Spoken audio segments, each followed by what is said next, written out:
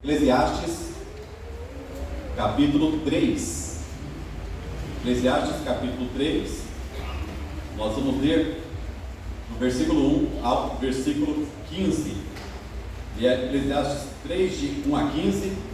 Então, diz assim a palavra de Deus: Tudo tem o seu tempo determinado, e há tempo para todo propósito debaixo do céu. Há tempo de nascer e tempo de morrer, tempo de plantar e tempo de arrancar o que se plantou, tempo de matar e tempo de curar, tempo de derribar e tempo de edificar, tempo de chorar e tempo de rir, tempo de prantear e tempo de saltar de alegria, tempo de espalhar pedras e tempo de ajuntar pedras, tempo de abraçar e tempo de afastar-se de abraçar, tempo de buscar e tempo de perder, tempo de guardar e tempo de deitar fora, tempo de rasgar e tempo de coser, tempo de estar calado e tempo de falar, tempo de amar e tempo de aborrecer, tempo de guerra e tempo de paz. Que proveito tem o trabalhador naquilo que se afadiga? E o trabalho que Deus impôs aos filhos dos homens, para com ele os afligir. Tudo fez Deus formoso no seu devido tempo. Também pôs a eternidade no coração do homem, sem que este possa descobrir as obras que Deus fez desde o princípio até o fim. Sei que nada há melhor para o homem do que regozijar-se e levar vida regalada, e também que é dom de Deus que possa o homem comer, beber e desfrutar o bem de todo o seu trabalho. Sei que tudo quanto Deus faz durará eternamente, nada se lhe pode acrescentar e nada lhe tirar. E isto faz Deus para que os homens temam diante dele. O que é, já foi, e o que há de ser, também já foi. Deus fará renovar-se o que se passou. Até, irmãos, até o versículo de número 15. Meus irmãos, nesta vida presente, por causa dos constantes desafios que são colocados diante de nós, o modo como reagimos às diversas exigências mostrarão qual a compreensão que temos acerca de determinados assuntos.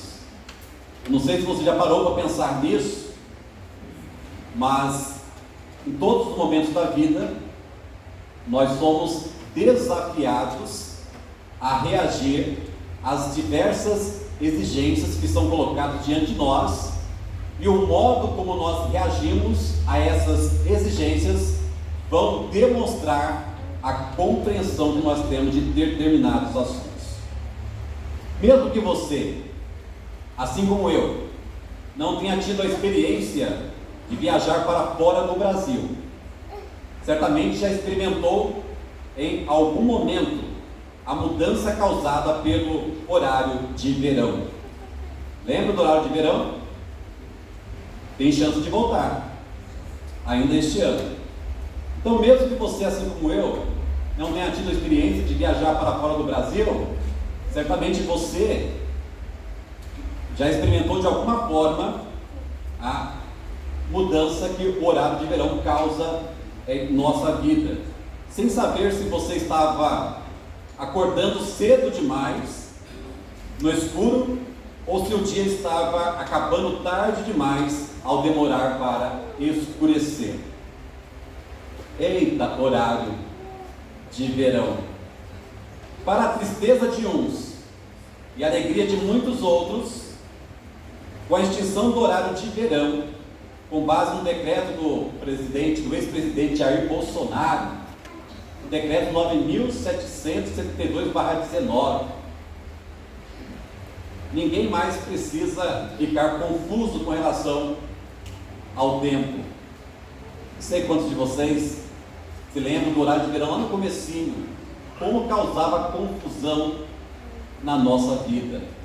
E dia desses eu vi uma reportagem, porque estão cogitando voltar ao horário de verão por causa da falta de chuvas. E aí eu vi uma pesquisa dizendo que 80% dos brasileiros são contra o retorno do horário de verão. E deixa eu confessar, eu me coloco nesses 80%.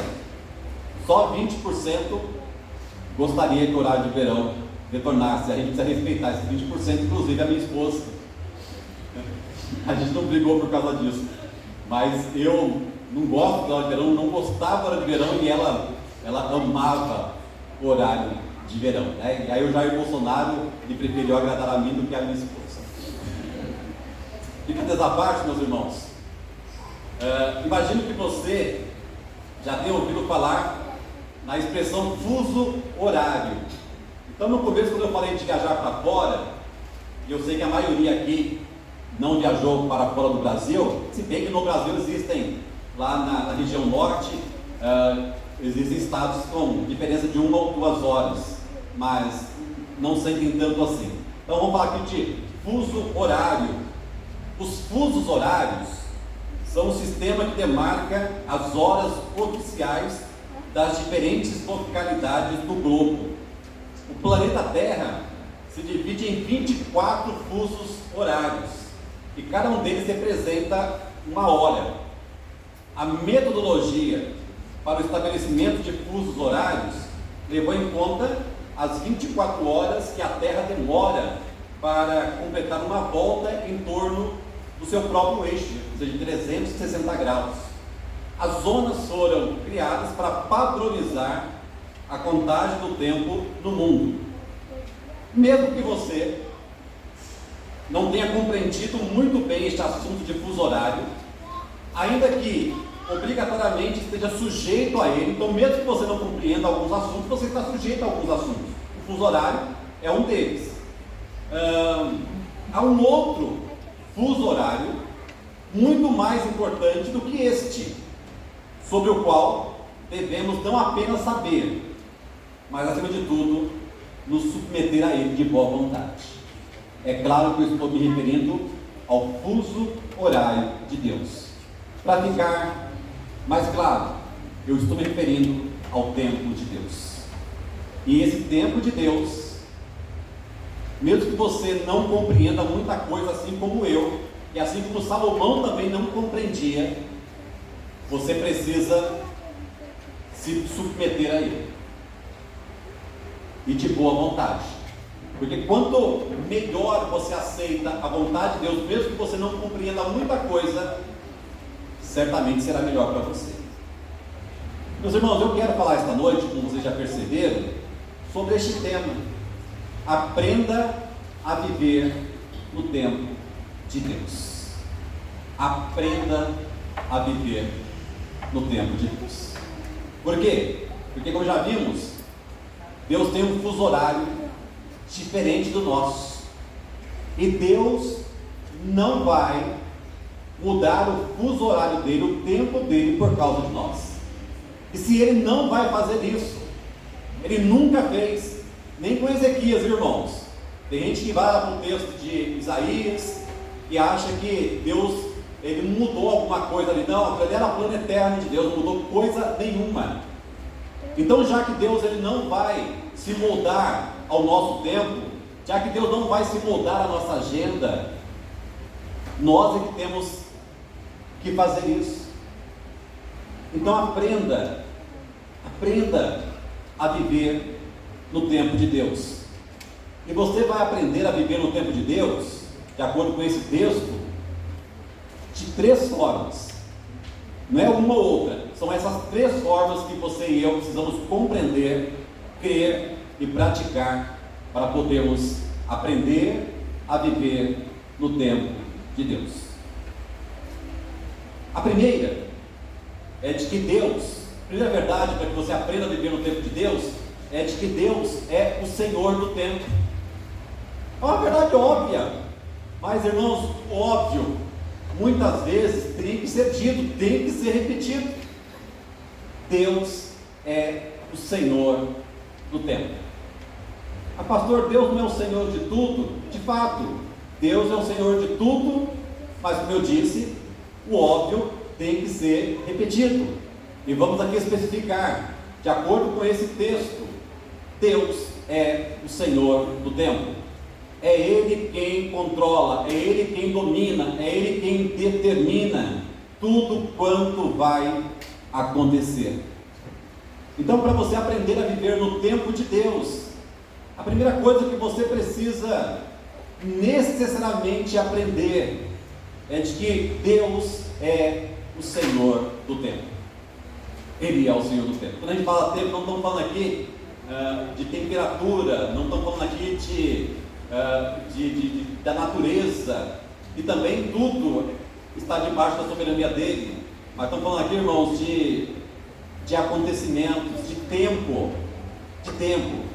E é interessante que o último hino que a gente vai cantar hoje, nas suas estrofes nos seus estribilhos que não mudam, que não são iguais, cada advérbio ali de tempo tem um significado diferente, e Deus ele domina sobre tudo, sobre todos, inclusive sobre o tempo. Eu gostaria que você acompanhasse comigo o versículo 1, Eclesiastes 3:1, acompanhe comigo, diz assim: tudo tem o seu tempo determinado, e há tempo para todo propósito debaixo do céu. Meus irmãos, eu confesso para vocês que durante muitos anos eu li esse texto que fala acerca do tempo, essa poesia que fala acerca do tempo, e eu entendi que esse tempo, que é repetido 32 vezes aqui do versículo 1 ao versículo 8, eu entendi que esse tempo é o meu tempo, é o tempo que eu domino, é o tempo que eu determino, é o tempo que eu administro. E eu confesso para vocês que eu estava redondamente enganado, que esse tempo aqui não está se referindo ao tempo humano, o tempo do homem, o meu tempo, o meu domínio, a minha escolha, mas esse tempo que está aqui é o tempo de Deus. Tudo tem o seu tempo determinado, e há tempo para todo propósito debaixo do céu.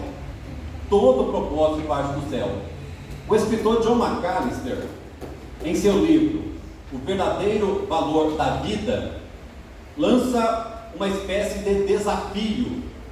Diz ele: e se Deus tivesse um fuso horário diferente do nosso? Quais seriam as consequências de tentar viver em um fuso horário diferente do de Deus, o Criador do tempo e do espaço? E já adiantamos de que Deus tem sim um fuso horário, Deus tem um tempo diferente do nosso. Então, se Deus tem um tempo diferente do nosso, a pergunta é: quais são as consequências de tentar viver em um fuso horário diferente do de Deus, o Criador do tempo e do espaço? Segunda, uma vez que Deus tem um tempo, um fuso horário diferente do nosso, quais são as consequências de saber viver no tempo de Deus? Por quê? Porque, de acordo com o texto que nós temos, é Deus quem é soberano sobre o tempo, é Deus quem determina, é Deus quem controla o tempo. E uma vez que nós aprendemos isso de uma vez, tá? Agora, de uma vez por todas, a questão são duas: quais são as consequências de tentar viver em um fuso horário diferente do de Deus? Segundo, quais são as consequências de saber viver no tempo de Deus? Meus irmãos, Salomão, o autor de Eclesiastes, após compartilhar a inutilidade de encontrar o sentido da vida debaixo do sol, isto é, neste mundo caído, na busca pela sabedoria humana, na busca pelos prazeres deste mundo, ou na busca pela recompensa de nosso trabalho, como a gente viu há 15 dias atrás, mostrando que a morte é o maior de todos os obstáculos, passa agora a refletir sobre a vida da perspectiva de Deus e a vida debaixo do céu, isto é, debaixo do governo soberano de Deus, em contraste com a jornada autônoma do ser humano. Meus irmãos, o ser humano é tolo. O ser humano, na sua grande maioria, Aliás, por natureza, todo ser humano é tolo. E hoje, 21 séculos depois de Cristo e muitos outros séculos depois da criação de Adão e Eva, muitas pessoas conhecem a Deus e deixaram de ser tolas, e agora elas são convidadas, elas são agora chamadas para serem sábias. Mas o ser humano, no geral, irmãos, o ser humano é tolo. O ser humano insiste em achar que ele pode viver a parte de Deus. Essa semana eu tive a insatisfação de ouvir alguém que se intitula pastor. Ele tem 90 mil seguidores no YouTube, e ele estava neste vídeo que eu assisti, uma parte dele, não consegui assistir mais. Ele está rebatendo, segundo ele, a doutrina diabólica da eleição, da predestinação. E ele, ali na sua introdução, tentando convencer pessoas de que isso é diabólico, ele fala que Deus, ao contrário do que os calvinistas e reformados dizem, Deus não tem controle sobre todas as coisas. Meus irmãos, se ele não tem controle sobre todas as coisas, ele não pode ser chamado de Deus. Ele não pode ser Deus. Por quê? Porque se ele não tem controle sobre todas as coisas, alguém precisa definir quais são as coisas sobre as quais ele não tem controle. E uma vez que pessoas definem as coisas sobre as quais Deus não tem controle, essas pessoas, elas são uma espécie de Deus. Então, sem saber, essas pessoas estão agindo como tolas. E o maior tolo é aquele que pensa que pode viver neste mundo caído sem a intervenção de Deus, sem a soberania de Deus, sem a bênção de Deus. Então voltemos agora ao desafio de John MacAllister sobre as implicações da vida caso Deus tivesse um fuso horário diferente do nosso. Já vimos que ele tem sim. O tempo de Deus não é o nosso tempo. O tempo de Deus não é o nosso tempo. E uma vez que o tempo de Deus não é o nosso tempo, eu serei tolo, ou eu seria tolo, se procurasse viver de uma forma diferente daquela que Deus escolheu para eu viver. E com você é a mesma coisa. Então, a primeira coisa que nós precisamos aprender aqui, para vivermos no tempo de Deus, é de que Deus é o Senhor do tempo. Eu volto a dizer, isso não vai mudar. Isso nunca mudou. Isso não vai mudar. Então, se isso não vai mudar e Deus continuará para sempre ser o Senhor do tempo, você precisa aprender a viver no tempo de Deus. Precisa se moldar ao tempo de Deus. Então, a primeira coisa importante é isso: tudo tem o seu tempo determinado, e há tempo para todo propósito debaixo do céu. Segunda coisa importante para aprendermos a viver no tempo de Deus é de que nada acontece fora do tempo de Deus.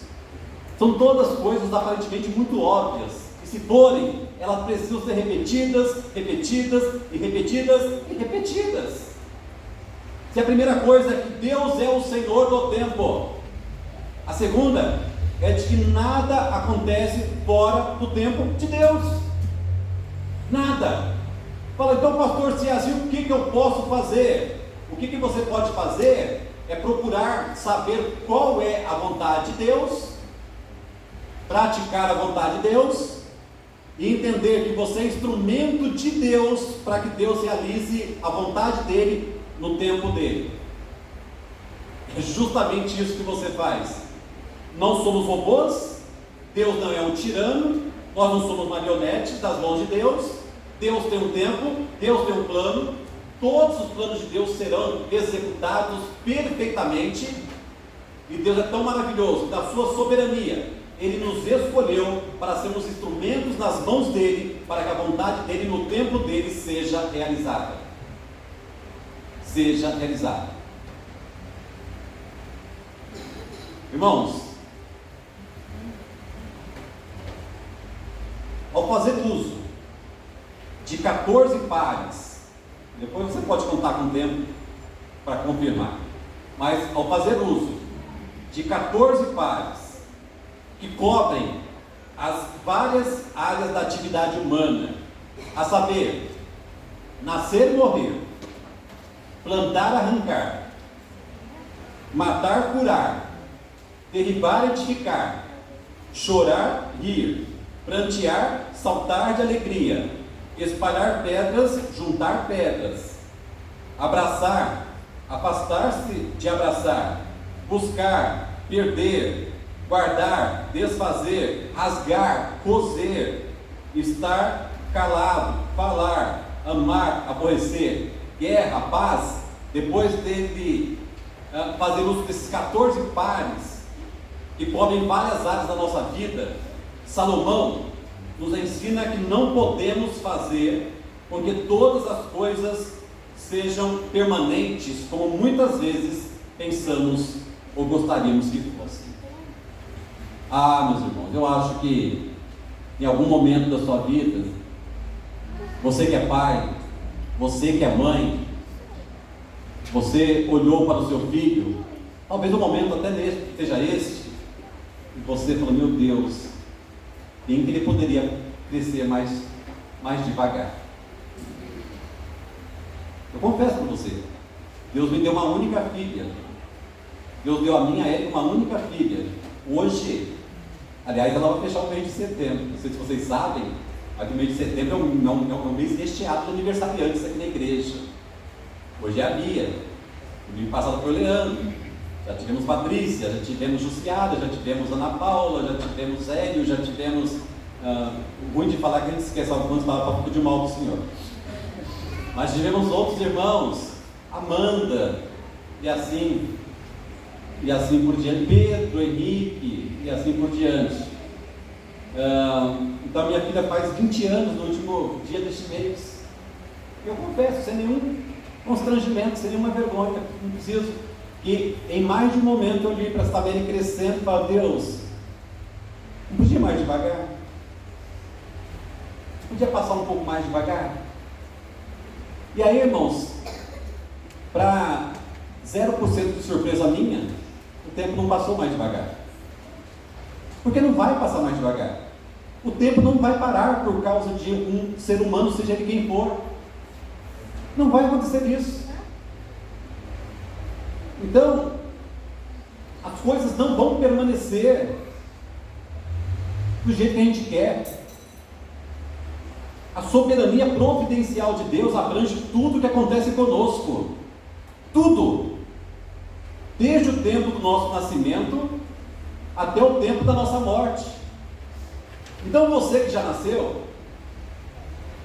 você um dia vai morrer.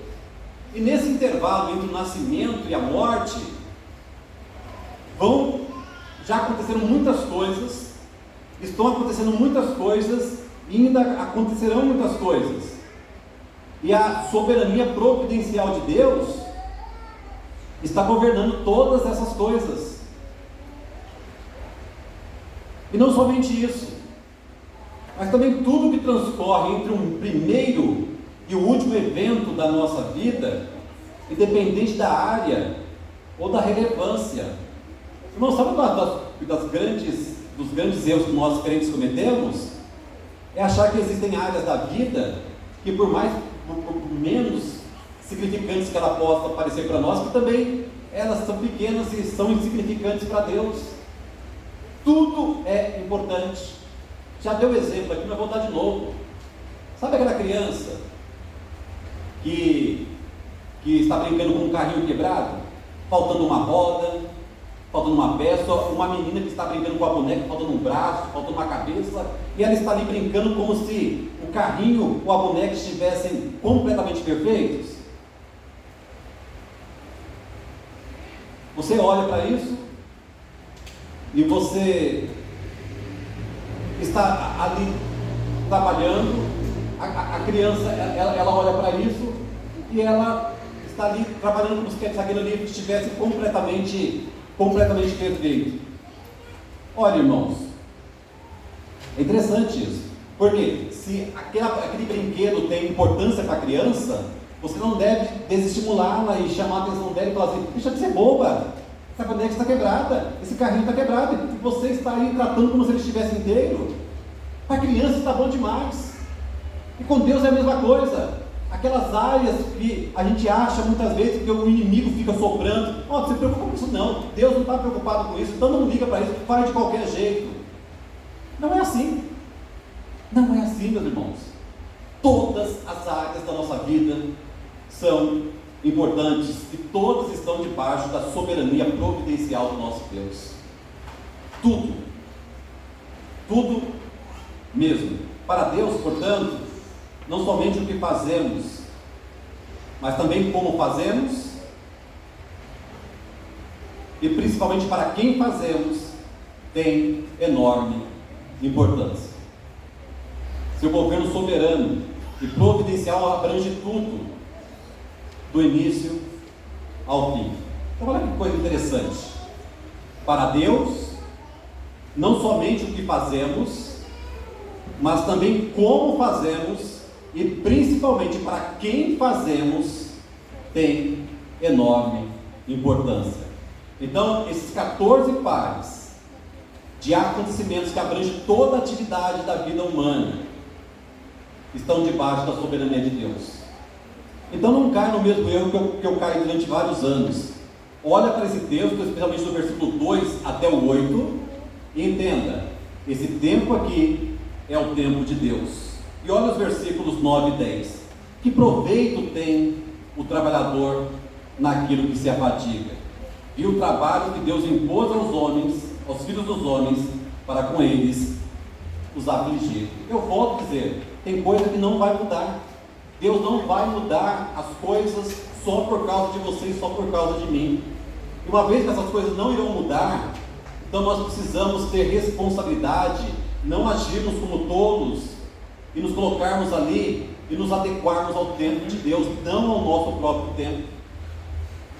Não ao nosso próprio tempo. Meus irmãos, o tempo está passando. Você não é mais novinho como você era algum tempo atrás. Daqui a pouco você vai ter que lutar contra as dores no corpo. Daqui a pouco você vai ter que encarar diante do espelho as canas, os cabelos brancos, as rugas, os pés de galinha.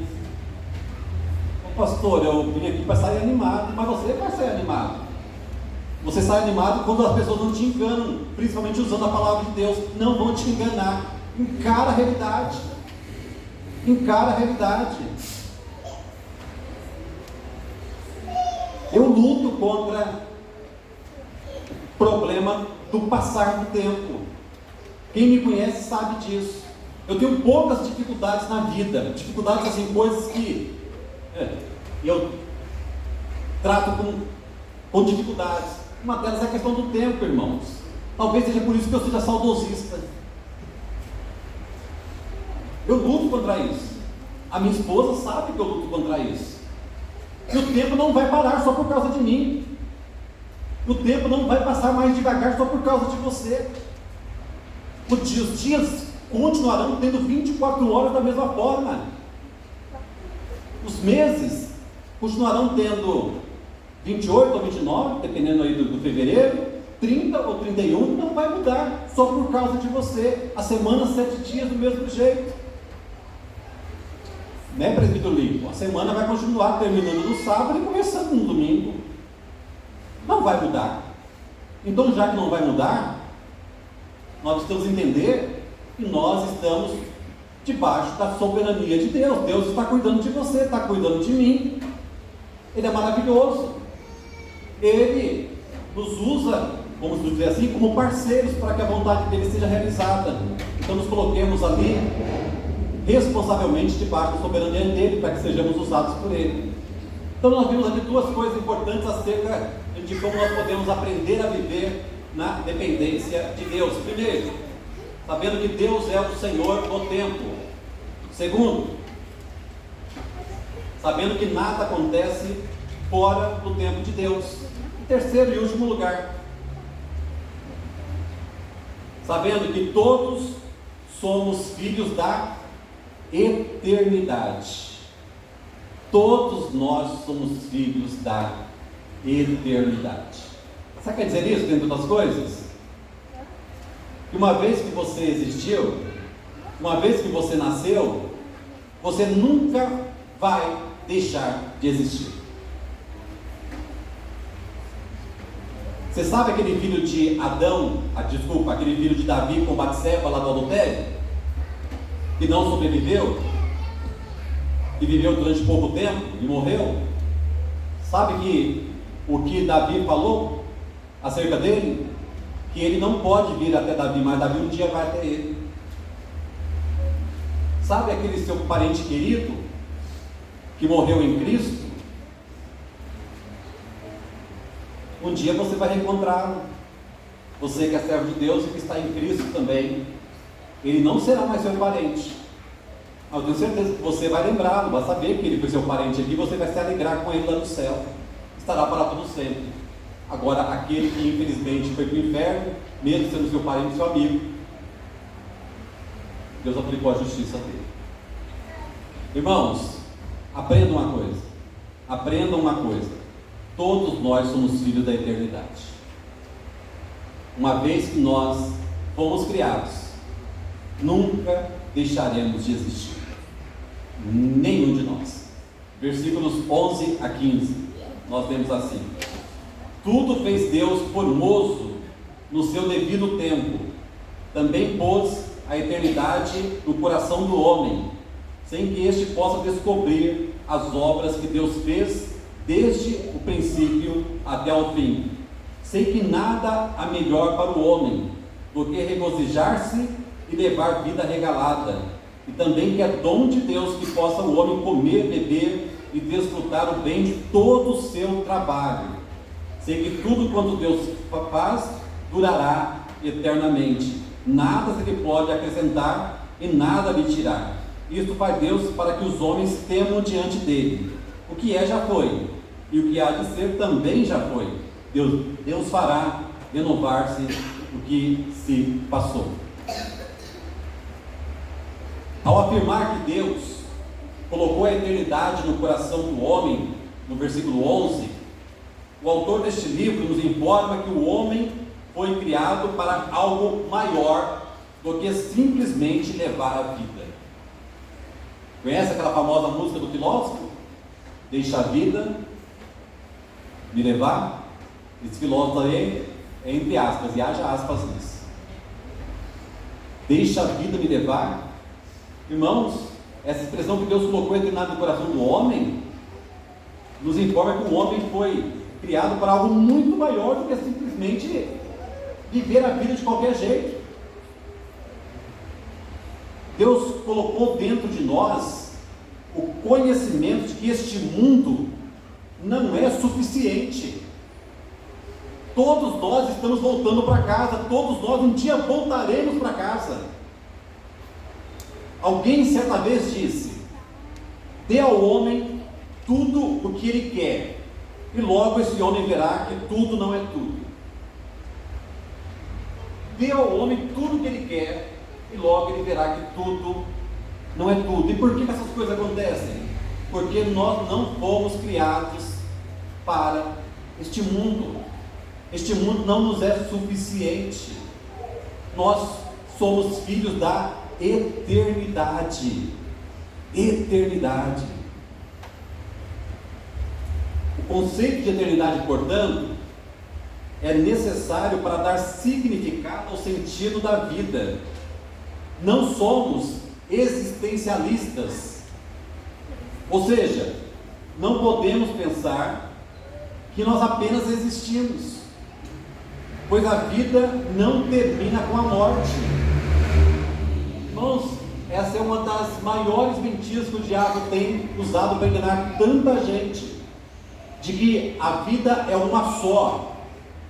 Então comamos e bebamos que amanhã morreremos.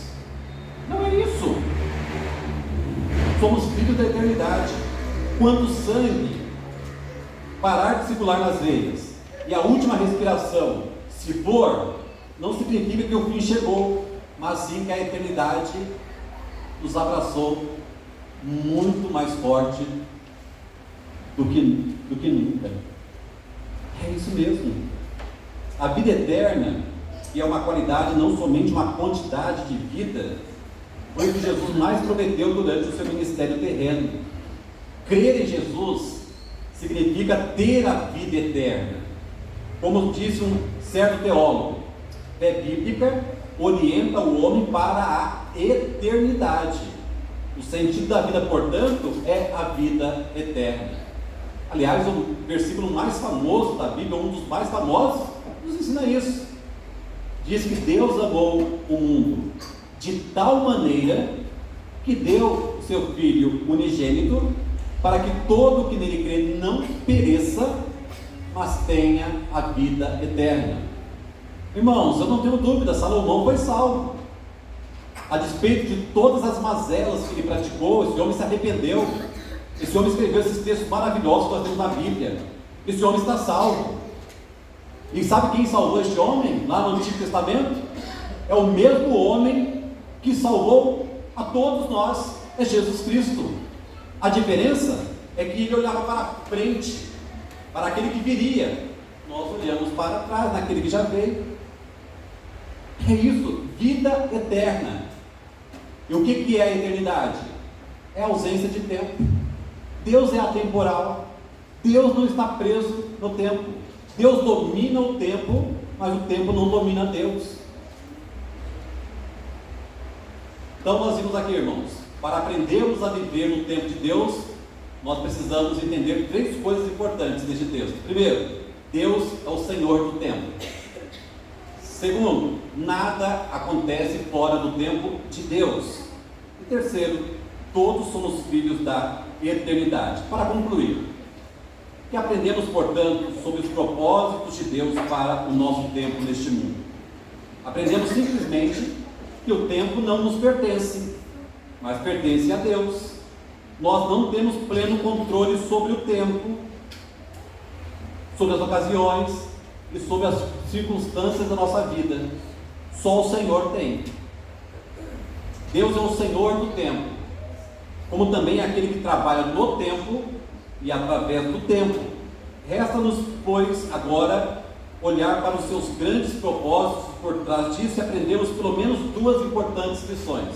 Primeiro, precisamos aprender a confiar da sabedoria soberana de Deus. Você não é Deus. Só existe um Deus. Aprenda a conhecer esse Deus. Submeta-se a esse Deus. Obedeça ao Senhor. Segundo, precisamos aprender a receber cada momento como um presente de Deus. Aliás, uma das coisas mais importantes da vida. Eu não sei quantas manhãs você já acordou. Eu já acordei várias manhãs. Várias manhãs. Não quero fazer a conta não, porque eu vou ficar assustado. Mas eu já acordei várias manhãs. Aí eu pergunto, será que pelo fato de você já ter acordado várias manhãs, você parou de valorizar as manhãs que Deus te dá? Deus, muito obrigado pela noite. Deus, muito obrigado por mais um dia. Senhor, louvado seja o teu nome por mais uma oportunidade que o Senhor me dá de demonstrar que eu sou grato ao Senhor e que eu vou viver de acordo com a tua santa vontade. E por falar em presente de Deus, que a vida é um presente de Deus, foi na plenitude dos tempos, isto é, no tempo soberanamente orquestrado por Deus, que Ele enviou seu Filho, Jesus Cristo, nascido de mulher, nascido debaixo da lei, para nos redimir e nos resgatar da nossa condenação. Mas não só isso, foi no devido tempo, quando ainda éramos fracos pecadores, que Cristo morreu pelos ímpios, a fim de nos reconciliar com Deus. Mas não somente isso, foi no tempo de Deus, que ao terceiro dia, nosso Senhor Jesus Cristo ressuscitou dentre os mortos, para inaugurar um novo tempo. Mas não somente isso, não somente isso, e no tempo de Deus, nosso Senhor e Salvador voltará para encerrar essa história, e enfim, estaremos para sempre com o Senhor, que administra soberanamente o tempo. Mas agora não estaremos mais presos ao tempo, porque aprenderemos na prática o que significa sermos filhos da eternidade. Ah, meus irmãos, quantas preocupações desnecessárias nós temos, quanta preocupação, quanta ansiedade, quanta insatisfação que nós temos. Aí eu, para encerrar, eu me lembro daquelas duas irmãs que, juntas com o seu irmão Lázaro, eram grandes amigos de Jesus. História conhecida. Jesus foi visitar essas irmãs, essa casa, essa família, e chegou lá. Maria estava ocupada com tantas coisas, enquanto Marta estava ocupada com tantas coisas, enquanto Maria, sua irmã, estava ali caída aos pés de Jesus, a ouvir os ensinamentos. E aí, quando Marta começa a reclamar com Jesus acerca de Maria, Jesus fala amorosamente: Marta, Marta, te preocupas com tantas coisas, quando uma só coisa é necessária. Maria, sua irmã, escolheu a melhor parte, e esta nunca lhe será tirada. Os irmãos, param de se preocupar com aquilo que está diante de Deus, que está nas mãos do Senhor.